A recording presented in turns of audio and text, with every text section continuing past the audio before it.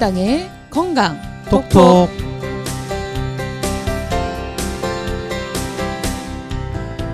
드디어 8화입니다. 벌써 8회네요. 네, 빠르다. 중반 이후로 훌쩍 넘겼네요. 그동안 다들 고생 많으셨습니다. 앵두님, 이파님. 뭐 즐거운 시간이었습니다. 예, 사기당한 것도 뭐 이제 알게 됐고요. 세상 사는데 조금 이제 시야가 넓어진 것 같습니다. 그냥 살면 안 되겠구나. 다시 한번 확인했습니다. 이제 하나씩 이제 알아가다 보니 자기 실생활과 정말 밀접하게 연결되어 있다라는 거를 계속 확인하게 되는 것 같아요. 오늘의 건강 상식에서는 지난번에 다루었던 비급여 관련돼서 조금 더 구체적으로 다뤄보도록 하겠습니다. 정의당의 건강 상식.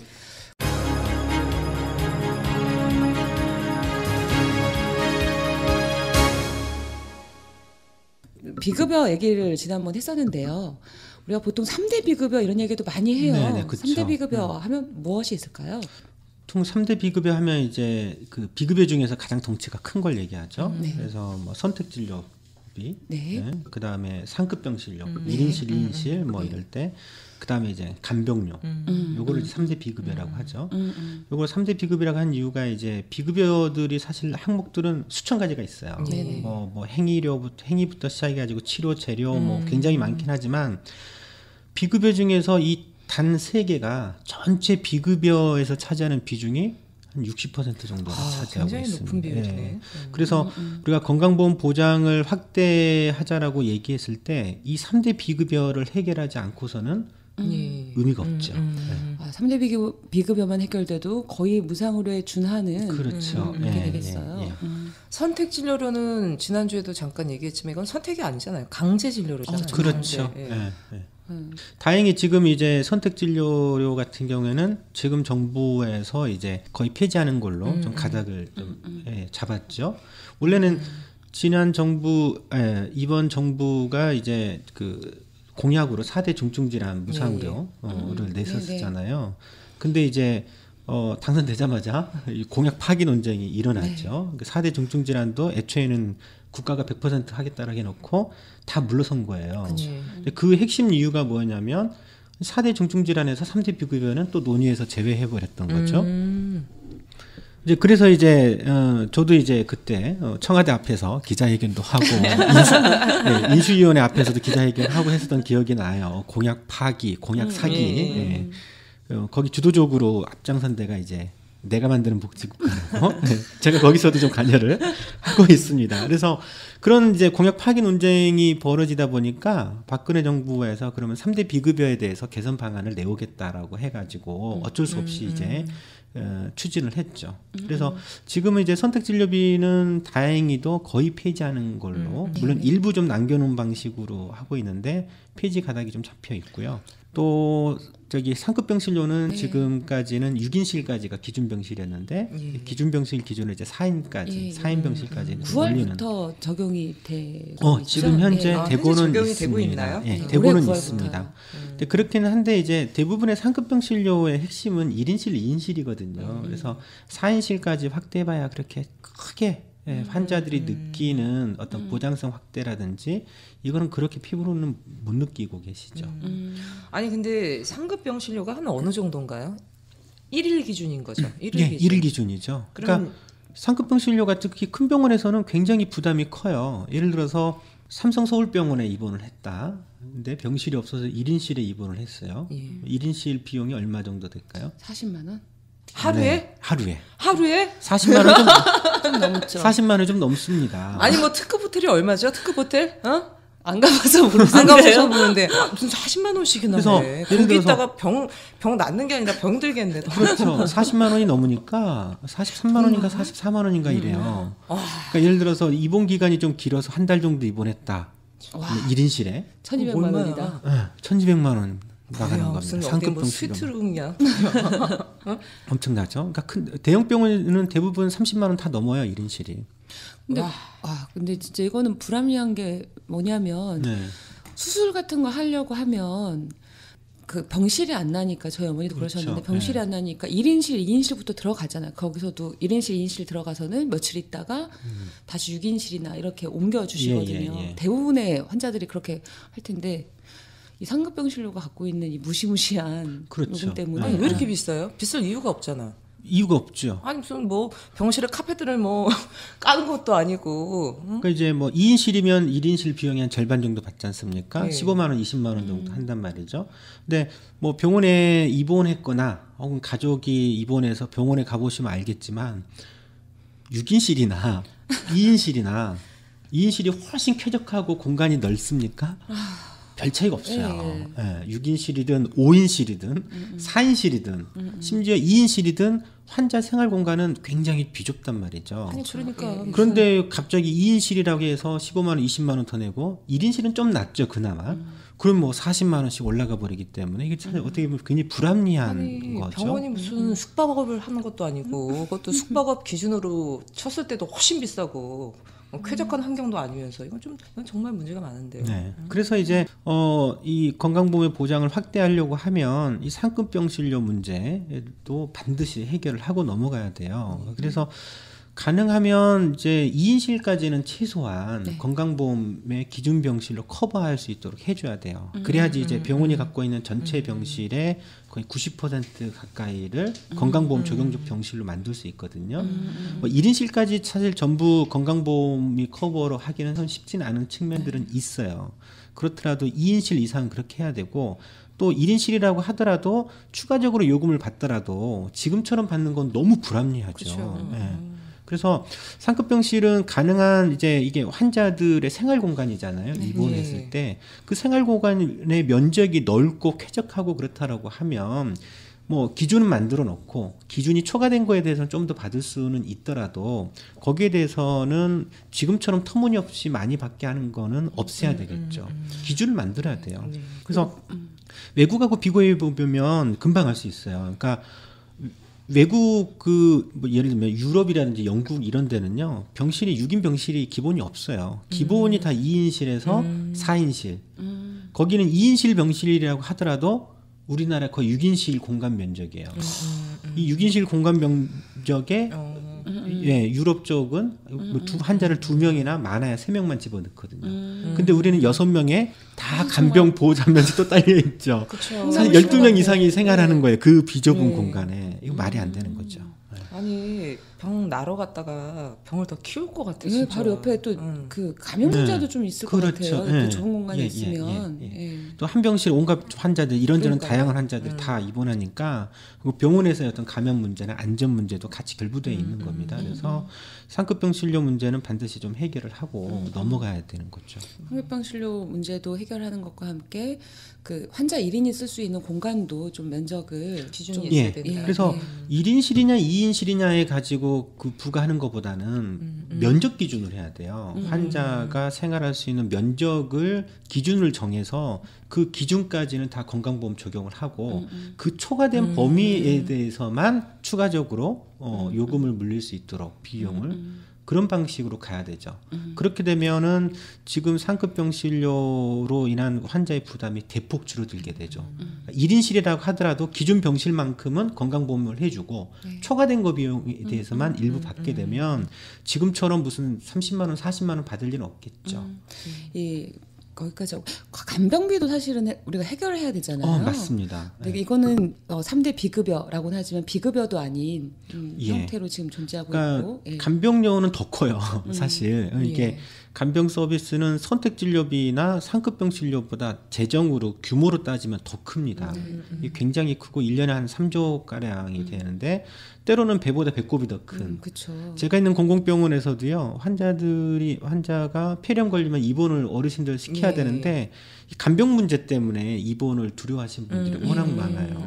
하게 되면 자기가 이제 옆에 보호자가 있게 되면 다른 일을 못 하게 되고 간병을 쓰려고 해도 하루에 7만 원, 8만 원씩 나가니까 뭐 한 달 예를 들면 입원해 버린다 그러면 간병료로만 하더라도 200만 원은 거뜬하게 빠지니까 그런 문제. 그래서 간병은 원래는요.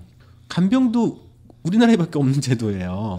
간병이라는 제도 자체가. 아니 근데 간병이라는 제도가 사실은 그 예전에는 없었잖아요. 네. 네, 예전에는 없었다가 제 어렵다는 기억은 90년대 후반서부터 생긴 거 아닌가요? 그전에는 근데 가족들이 다 네, 보통 가족들이 다 가족들이 했었죠. 했었고, 네. 그러다가 이제 90년대 후반부터는 사실 간병제도, 뭐 간병인 뭐 이런 부분들이 폭발적으로 늘어나서 사실은 어마어마한 또 시장 규모를 또 갖고 있잖아요. 근데 제가 알기로 지금 서울시 같은 경우는 간병인 없는 병원 해가지고 지금 시범 운영하고 있는 걸로 알고 하고 있어요. 있어요. 네, 네. 보호자 없는 병원. 예, 예. 네. 그 보호자 없는 병원을 하려고 하면 어떤 조건이 필요하냐면 간호 인력이 더 필요해요. 간호 인력이, 그러니까 지금은 간호 인력이 워낙 병원에 의료 인력이 적잖아요. 적다 보니까 환자의 간병이나 수발까지도 이제 간호사가 커버를 못 해주는 거죠. 그러니까 환자한테 떠넘긴 건데 이거를 건강보험 급여 범위로 들어오려고 하면 이거를 간호 인력을 더 확충을 해야 돼요. 간호사나 간호조무사를 더 확충을 해서 병원이 기본적으로 제공해야 될 입원 서비스로 커버가 돼야 되는 거죠. 간병도 근데 병원이 이게- 기본적으로 예. 제공해야 될 입원 예, 서비스 예. 영역으로 들어가야 네. 된다. 그래서 공공병원에서 일부 지금 시행을 하고 있고 확대하려고 하고 있는 보호자 없는 병실들은 네. 다 이제 간호 인력이 다 그 서비스를 제공해 주는 거죠. 대신에 인력을 더 확충을 하는 거죠.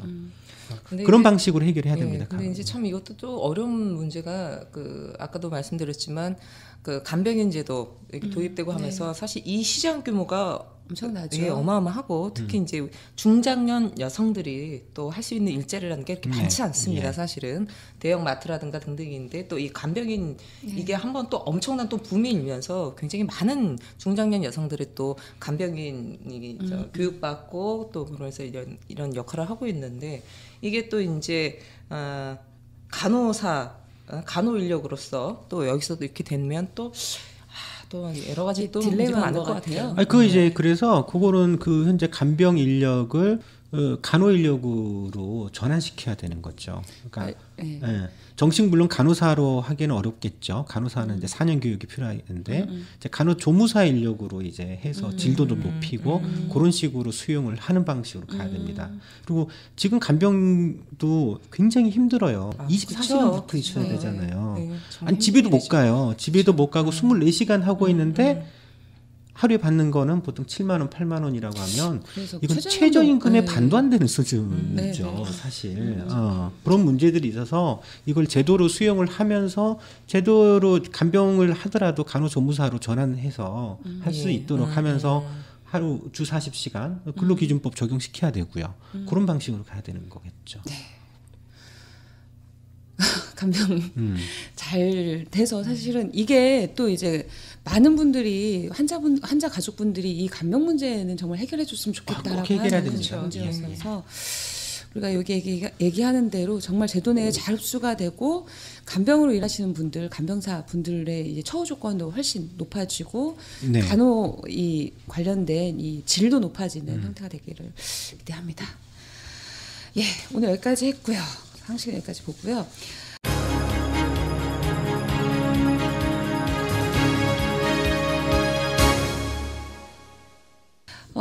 오늘 본론으로 다시 돌아가겠습니다. 실손 의료보험 계속 저희가 살펴보고 있는데 지난번까지는 저희가 실손보험 또 얘기를 하면서 몇 가지 조금 빠뜨린 부분도 있어요. 네. 그 단체 실손보험과 관련돼서도 조금 얘기를 나눴어야 되는데 네네. 제가 그 중요하죠. 부분에서 네. 얘기는 못했어서 단체 실손보험도 만만치 않게 가입되어 있는 것 같아요. 지금. 굉장히 네, 많습니다. 그러니까 저번에 한 전체 국민의 60%인 3천만 명 정도가 네. 실손보험에 가입하고 있다고 했는데 그 중에 대략 한 500만 명 정도는 단체 실손입니다. 굉장히 단체 많네요. 실손은 주로는 이제 기업에서 기업복지 차원에서 회사에서 제공해 주는 거예요. 그러니까 주로 이제 뭐 네네. 교직원이나 공무원들은 다 대부분 단체 실손을 커버하고 있고 또 이렇게 기업도 좀 기업복지가 좀 좋은데 대기업 약간, 중심으로는 대기업들 중심. 다 기업복지로 해서 그런 분들은 사실상 무상의료를 누리고 있는 단체 협약에 그렇죠? 이게 들어간다 그러더라고요. 전 몰랐습니다만 단체 네네. 협약 부분에 예, 이 예. 부분이 들어간대요. 예. 그렇기 때문에 상당히 많은 그 기업들, 그다음에 뭐 대기업 노동자분들 같은 경우는 뭐 대부분 다 이거 혜택 받는다 그러더라고요. 그렇죠. 예. 아니 뭐 나쁜 제도는 아닙니다. 다 이제 특히 이제 지금 실손 의료보험은 대부분 개별적으로 가입을 하잖아요. 그러니까 저번에 살펴봤듯이 보험료가 이게 갱신할 때마다 급격하게 올라가는데 단체 실손은 구조가 좀 달라요. 단체 실손보험으로 가입하게 되면 개개별로 보험료를 부과하는 방식이 아니라 그 단체 그 단체에 부과하기 때문에 싸겠네. 보험료가 훨씬 좀 더 저렴하고 내가 나이가 많다라고 해서 보험료가 더 더 많이 부과되거나 그러지도 않고요. 물론 그 비용 자체는 기업이 대부분 부담을 하는 측면들이 있어서 장점이 있죠. 근데 이제 그게 갖고 있는 문제 역시도 만만치가 않습니다. 제가 잠깐 공무원이었던 적이 있었거든요. 그런 적이 있었어요. 네.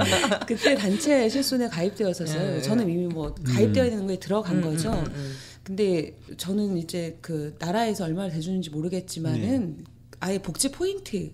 그렇죠. 네. 복지 카드로 많이 해요. 네, 그거에서 전환이 돼서는 나가더라고요. 저도 근데 그것 때문에 이제 왜 우리가 단체 실손에 가입하냐고 이제 거기서 난리였는데 맨날 게시판에서 내부 게시판에서 이제 그 사무처하고 막 싸움이 나고 있었는데 저는 들어간 지 한 달 만에 혜택 보고 네. 그러고 나온 적이 있었습니다. 아무튼.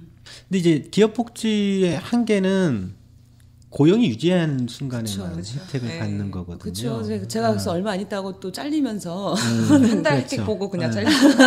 그래서 이게 양날의 칼을 갖고 있다라고 봐요. 네. 그러니까 기업 복지의 혜택은 아주 좋은 건 맞는데 문제는 그 고용이 유지되는 순간만 되다 보니까 퇴직하고 나면 그 혜택을 못 보는 거죠. 근데 퇴직하면 뭐 끝이. 근데 이제 의료비 지출이라고 하는 게 계속 강조하지만 사실 60세 이후부터 급격하게 올라가는 실제 그때 의료비 지출이 과다하게 많이 지출되는 건데 고용이 유지되는 순간에는 다 30대, 40대, 50대 젊고 건강한 시기이기 때문에 사실 의료 이용 그렇게 할 필요가 없어요. 많이 필요하지가 않아요. 그러니까 기업 복지를 하더라도 기업에서는 그렇게 부담이 많지가 않습니다. 사실. 예.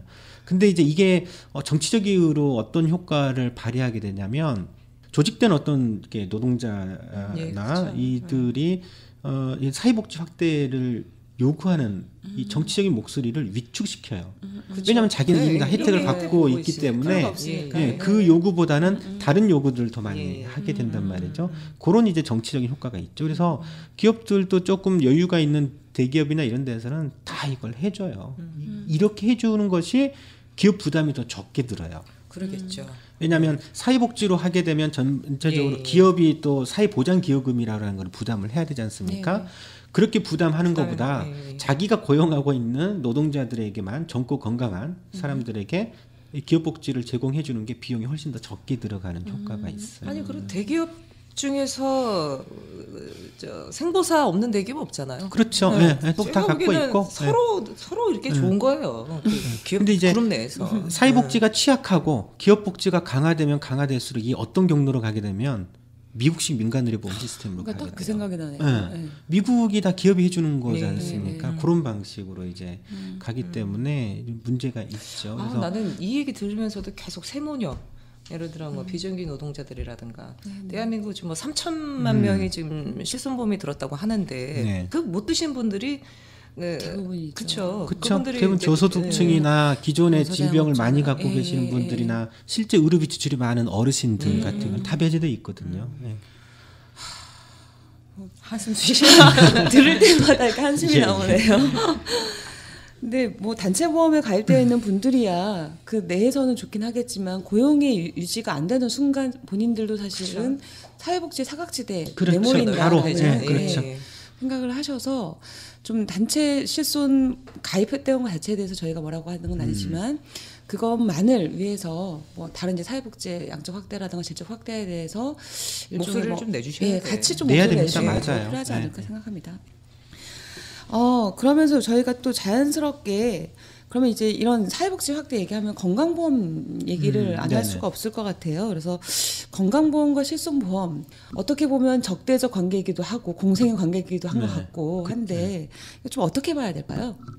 뭐 두 가지 측면들이 있죠. 그러니까 보충적인 측면들이 있죠. 실손의료보험은 건강보험이 보장해주지 않는 부분을 커버해주니까 보충적인 측면들이 있지만 제가 볼 때 최근에는 사실 보충적인 측면보다도 좀 적대적인 그런 관계들이 더 느껴져요. 그러니까 예전에 이제 의료 민영화 전략에서 삼성생명의 내부 보고서가 이게 폭로된 적이 있었죠.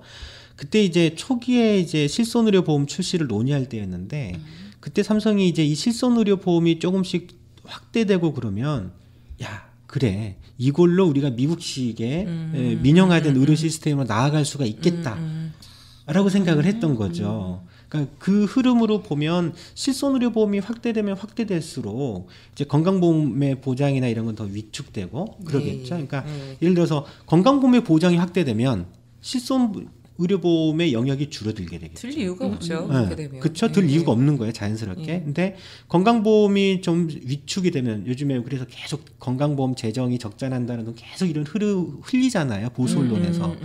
이 얘기는 뭐냐면 건강보험 보장 확대하지 말라라는 거예요. 대신에 민간의료보험으로 해라 이런 건데 건강보험이 위축되면 실손의료보험의 영역이 커지게 되겠죠. 그리고 어느 순간 이게 이제 건강보험을 잡아먹는 방식으로 가는 이런 문제들이 있어요. 그래서 실손의료보험 대신에 건강보험으로 해결하는 것이 아주 중요해요. 그래서 사회복지를 더 사회보장을 더 확대시킬 거냐, 아니면 미국식의 의료 민영화로 갈 것이냐가 갈림길에 있는 거예요. 거기에서 이제 저희가 이제 하려고 하는 사보험 대신에 건강보험 하나로 운동은 사회보장으로 가자라고 모든 국민들이 차별 없이 자기에게 필요한 의료 서비스를 혜택을 누리자. 그리고 그 재원에 대해서는 능력 비례로 부담하자라고 하는 이 운동인 거죠. 네. 들을수록 정말 암담합니다. 나는 이거를 좀 합리적으로 우리가 좀 판단을 해볼 수 해야 돼요. 그러니까 이제 우리가 과연 이 병원비 문제를 건강보험 하나로 해결하는 게 맞냐, 아니면 실손보험의 양축으로 혹은 건강보험을 없애고 실손의료보험을 가느냐라고 했을 때 무엇이 국민에게 유리한가, 우리에게 이거를 좀 잘 따져볼 필요가 있을 것 같아요. 잘 따져보죠, 한번 진짜. 조목조목. 그 실손의료보험이 지금 아까도 얘기했던 것처럼 보통 한 7에서 10만, 지난번에 얘기했던 건 7에서 10만 원 정도 1인당 들고 있고, 근데 그것도 역시 그 건강보험이 보장해주는 나머지 40%의 보장성의 일부를 메꾸는데 그 7만에서 10만 원 정도씩 낸단 말이죠.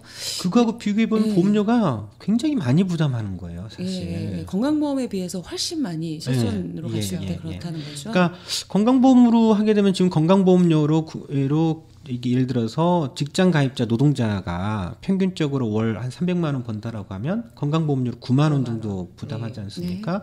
그 9만 원으로 자기만 혜택 보는 게 아니지 않습니까? 그렇죠. 자기 가족들이 다 혜택을. 직장 가입자는 뭐 가족 뭐 다 되잖아요. 그렇죠. 가족이 다 혜택을 보는 구조인데 실손의료보험은 개개별로 그렇죠. 따로따로 다 드려야 돼요. 4인 가족 기준으로 했을 때 7만 원 치면 사실 28만 원이잖아요. 28만 원. 그렇죠. 그렇게 많이 이제 들어가게 되는 거죠. 또 이제 건강보험 같은 경우에는 저번에도 좀 얘기는 했었지만 건강보험료는 소득에 따라서 부과를 하게 되고 또 건강보험 전체 재정 중에 국민들이 건강보험료로 부담하는 걸 한 절반가량, 나머지는 이제 사업주 부담금, 기업의 사회보장기여금이 있고 또 국고지원이 들어가고 있고 그렇죠. 근데 실손의료보험 전적으로 내가 다 내야 되고 소득이 많든 적든 실손의료보험 다 똑같이 내야 되는 거예요. 부자한 사람이든 가난한 사람이든 그런 문제들이 있죠. 여기서 그것도 한번 짚고 나가야 될 것 같아요. 건강보험료는 건강보험료 대비해서는 저희가 혜택이 들어오는 게 한 1.8배 정도 얘기를 하죠. 반면에 이제 실손의료보험은 내가 1을 낸다고 하면 10,000원을 낸다고 하면 한 얼마 정도 돌아올까요? 건강보험 한 18,000원이다. 혜택이 그렇다고 하면 이제 실손의료보험 특약보험료 말고 전체 이제 통합 형태로 내는 보험료로 따진다라고 하면 글쎄요. 어찌됐든 사보험의 특성상 사보험의 전체 보험료 중에서 일반적으로 사업비가 차지하는 비중은 한 25%에서 30% 정도를 사업비로 차지하기 때문에 건강보험이 어쨌든 단순 비교해도 3배 가까이, 3배 이상의 혜택을 주는 거죠. 국민들에게는. 그냥 그것만 봐도 사실은 건강보험으로 해결해야 된다라는 거는 정말 누가 봐도 진실인 것 같은데요. 그 노후 대비 문제도 이게 걸릴 것 같아요. 아까 계속 얘기 나왔지만은 65세 이상, 그러니까 60세 이상이 되면은 노후 의료비가 엄청나게 뛴단 말이죠. 그렇죠. 근데 이거를 실손보험으로 가입했을 때, 건강보험으로 계속 유지했을 때, 이 본인이 감당해야 될 몫이라는 게 엄청날 것 같은데요. 차이가 있을 것 같은데. 그러니까 이제 건강보험은 보험료는 능력 비례로 내지 않습니까? 그러니까 소득이 있는 사람들이 내는 거예요. 소득이 없으면 안 내도 돼요. 근데 사보험, 실손의료보험 같은 경우에는 보험료를 개인 단위로 부과한단 말이죠. 특히 개인의 위험률에 따라서 보험료를 부과하기 때문에 그 위험률에 가장 큰 영향을 미치는 요인이 연령 요인이에요. 그러니까 연령이 나이가 많아지면 많아질수록 보험료가 급격하게 올라가는 구조인 거죠. 근데 잘 생각해 보면 60세 이후부터 본격적으로 의료비가 지출이 되고 또 사보험 실손의료보험 같은 경우에는 그때부터 본격적으로 보험료도 또 급격하게 올라가는 구조인 거죠. 근데 그때는 소득이 없지 않습니까? 그렇죠. 그런 문제들이 있는 거죠. 그러니까 사보험을 해결하게 되면 소득은 없어지는데 보험료는 본격적으로 올라가다 보니까 결국에는 소득이 없는 대부분의 사람들은 보험료는 납부 능력이 없어지는 거예요. 실손의료보험이 아무리 좋다라고 한들 보험료가 나중에 80세가 되면 50만 원, 60만 원 되는 거를 누가 감당을 할 수 있겠습니까? 그래서 이거는 그러니까 건강보험은 사연대 효과가 사연대성이 있기 때문에 가능한 구조지만 사보험은 그 사연대 효과가 전혀 없기 때문에 예, 그런 문제가 발생되는 거죠.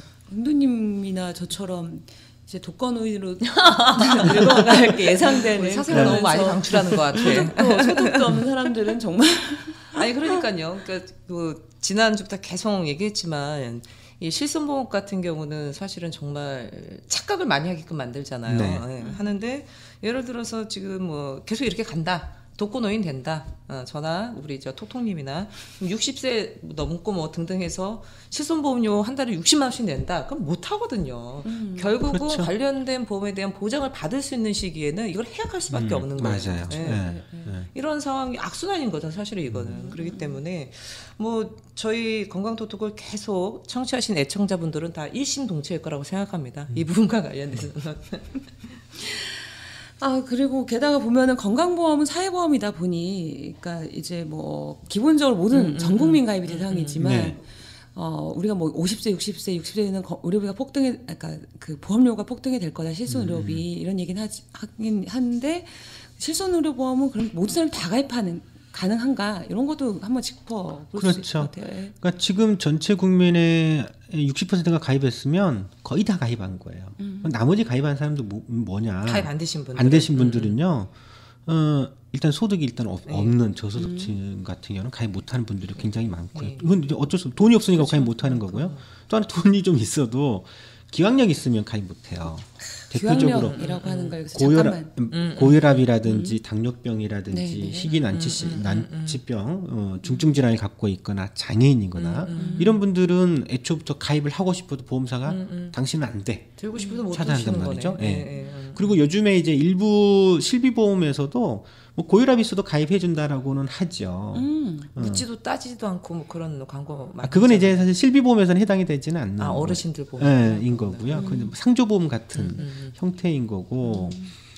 그리고 이게 보험에 가입하더라도요. 기존에 갖고 있는 병이 있다라고 하면 설령 보험 가입을 하더라도 이거에 대한 혜택이 제외돼요. 그렇구나. 네, 고혈압이 있어서 내가 보험 가입은 해준다라고 하더라도 보험회사는 두 가지 방법을 취해요. 보험료를 더 올려받거나 올리거나 아니면 부담보 조치라는 게 있거든요. 기왕력 질환에 대해서는 이미 당신이 걸려 있는 거니까 이거는 앞으로 보험 보장에서 제외하고 나머지만 해준다 이런 식으로 조건 단서를 달고 가입시키는 거죠. 아니, 예를 들어 암 같은 경우 병력이 있는 분들 같은 경우 안 되겠네요, 대부분. 실손보험은 암 질환에 병력이 있으신 분들은 가입 불가능합니다. 당뇨 환자들도 가입 거의 불가능하다고 보시면 됩니다.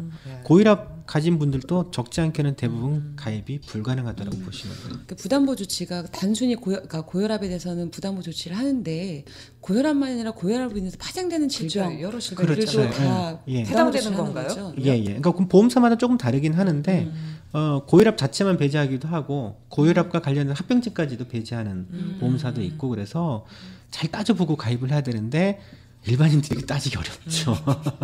네. 정말 의사 내가 또 보험사 직원이 아닌 이상은 정말 그런 거잖아요. 6년이 지나도록 사실은 지난주에 얘기했던 90% 중에 한 명이 저잖아요. 아니 근데 저도 이런 걸 보지 않은 이상은 그 적립금 이런 말들을 몰랐을 것 같아요. 당연히 그냥 이건 뭔가 거의 모릅니다. 우리가 이제 무상으로 하자 이렇게 얘기를 많이 하면 의료비 급격한 의료비 증가가 있을 거다 이런 얘기도 하고 하는데 실손의료보험과 건강보험 중에서 누가 더 의료비를 더 많이 증가시키는지도 한번 따져봐야 될 문제일 것 같은데요. 자, 건강보험으로 무상으로 했을 때와 실손의료보험 무상으로 했을 때, 예. 저번에 이제 그 실손의료보험에 지난해 이제 그 얘기를 한 거였죠. 갱신할 때마다 보험료가 급격하게 3년마다 갱신할 때마다 40%씩 오른다. 근데 이제 건강보험으로 보면 실제 한 20%씩만 증가하는 게 맞다라는 거죠. 그러니까 실손의료보험이 의료비를 훨씬 많이 폭등시켜요. 실제 그런 이제 과잉 진료를 더 유발하게 하고 이런 측면들이 있기 때문에 그러거든요. 근데 이건 쉽게 우리가 이걸 구조를 정확하게 모르더라도 미국 보면 알아요. 미국은 민간의료보험으로 다 하고 있잖아요. 미국은 국민 GDP 대비의 그 의료비 지출이 무려 거의 18%에 이르러요. 어마어마하다. 우리나라가 국민 의료비가 한 7% 조금 넘거든요. 2배 이상, 2배, 3배, 2.5배 정도. 2.5배 정도의 의료비 지출을 훨씬 많이 해요. 그리고 미국은 그 민간의료보험료, 보험료 자체가 엄청나게 셉니다. 미국은 예를 들어 4인 가구당 민간의료 보험료가 얼마 정도 될까요? 혹시 아시는 분? 미국은 얼마인가요? 네, 얼마인가요? 작년 기준으로 16,000달러 정도 됩니다. 얼마야? 16,000이면? 응? 4인 가족. 그것도 65세 이상은 이제 미국 메디케어를 하고 있잖아요. 어르신 빼고. 그러면 젊은 부부 1,000만 원이 넘는 거 아니에요? 1,700, 2,000만 원 그렇죠. 가까이 예, 가는 예. 단돈 뭐 1,000원씩으로만 계산하더라도 야. 1,600만 원이죠. 1,600만 원. 그럼 한 달에 한 120만 원, 130만 원 이 정도 되는 민간의료 보험료를 내고 있어요. 상상을 못하죠. 파국적 의료비 지출 그런 얘기가 머릿속에 계속 막. 예. 그러니까 그렇게 보험료도 비싼데 미국 같은 경우에는 그 파산자들의 개인 파산이 발생하는 이후에 62%가 의료비로 파산해요. 일이네. 이렇게까지 보험료를 내고서 가입하고 있는데도 불구하고 파산하는 거죠. 이게 보험이 미국은 이제 무보험자들이 워낙 많으니까 보험 안 가진 사람들도 파산하지만 파산자의 상당 부분은 또 알고 보면 보험을 갖고 있는데도 파산을 해요. 미국 민간의료보험이라도 보장성이 높지가 않아요. 그래서 발생이 워낙 비싸고 나쁜 것만 닮아가려고 하는 것 같아요. 네. 진짜 이거 볼 때. 아니 전 세계 아니 실손보험 같은 있기도 경우도 하고. 개개인이 드는 거잖아요. 그렇죠. 지금 1인당 예를 들어서 7만 원 정도라고 했을 때 일단 뭐 아까 4인 가족 28만 원이라 했는데 이게 고정되는 게 아니라 갱신할 때마다 올라가는 거고. 그렇죠. 이 가족들이 뭐 나이를 거꾸로 먹지는 않을 거 아닙니까? 계속 연령 높아지고 그러면 진짜 가구당 뭐 미국 정도까지는 아니어도 민간보험, 실손보험으로 어마어마한 액수가 나갈 것 같아요. 이러다가는 대한민국도 그렇죠. 뭐 10년, 20년 있으면 이렇게 되면 이게 고착화되고 이러면요. 반면에 이제 그 사회보장제도나 국가 서비스로 무상의료를 하고 있는 유럽 같은 경우에는 국민 의료비 수준이 GDP 대비 한 9% 정도밖에 안 돼요. 물론 우리나라보다는 좀 더 많이 지출합니다. 근데 미국에 비하면 훨씬 적게 지출하고 있거든요. 무상의료 하는 나라들이 오히려 좀 적게 지출하고 의료 영리화된 미국이 의료비가 훨씬 더 많이 지출을 해요. 이것만 봐도 금방 알 수 있는 거죠. 그래서 건강보험으로 의료비를 해결할 거냐 실손보험으로 해결할 거냐라고 했을 때 사회 전체적으로 보면 실손의료보험이 팽창하면 팽창할수록 전반적인 국민의료비를 대폭 상승시키는 효과를 가져와요. 또 실손의료보험은 또 모든 국민들이 포괄할 수 있는 건 아니니까 돈 있거나 이런 사람들만 가입하고 그러기 때문에 이 국민 내에서의 의료 이용을 누구는 하고 하지 않고 이런 양극화도 더 심화되게 하는 거고요. 미국이 건강 수준이 우리나라보다 더 낮은 거 아시죠? 평균 수명이 무려 2년 차이가 나요. 우리는 평균 수명이 한 80세 정도 되거든요. 미국은 78세예요. 의료비를 그렇게 많이 지출하고도 우리나라보다 더 오래 못 산다는 거예요. 이런 참 희한한 나라인 거죠. 그러니까 의료가 영리화되고 민영화될수록 국민들의 의료비 지출은 늘어나는데 국민들의 건강 수준은 떨어지는 문제들이 발생되는 거죠. 오늘 정말 조목조목 많이 살펴봤는데요. 뭐 결론은 딱 그것 같습니다. 그러니까 실손의료보험 확대하는 형태의 의료민영화가 강화되면 오히려 국민 의료비는 폭발적으로 증가하는 반면에 의료 양극화는 또 엄청나게 늘어날 거고 국민 의료 수준도 떨어질 거다. 그렇죠. 국민 건강 수준도 떨어지는 겁니다. 네. 그리고 그렇기 때문에 우리는 해외에서 봤어도 건강보험 하나로 무상의료 반드시 해야 되겠다라고 하는 걸로 결론을 지을 수 있을 것 같습니다. 오늘까지 모두 수고 많으셨고요. 희태님 그리고 앵구님 모두 고생 많으셨습니다. 청취자 여러분들도 감사하고요. 다음 주에도 뵙겠습니다. 고맙습니다. 네, 감사합니다.